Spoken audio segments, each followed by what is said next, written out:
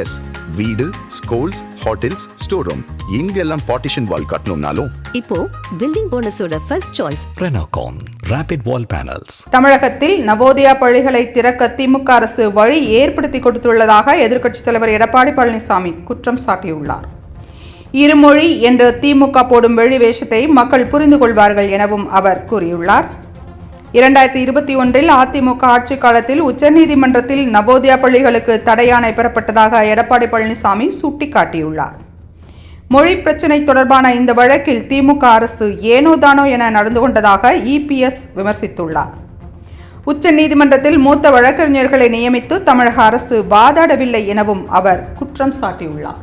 தமிழகத்தில் நவோதயா பள்ளிகளை திறக்க திமுக அரசு வழி ஏற்படுத்தி கொடுத்துள்ளதாக எதிர்க்கட்சித் தலைவர் எடப்பாடி பழனிசாமி குற்றம் சாட்டியுள்ளார்.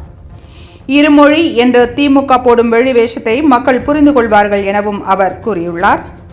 2021 அதிமுக ஆட்சி காலத்தில் உச்சநீதிமன்றத்தில் நவோதயா பள்ளிகளுக்கு தடையாணை பெறப்பட்டதாக எடப்பாடி பழனிசாமி சுட்டிக்காட்டியுள்ளார்.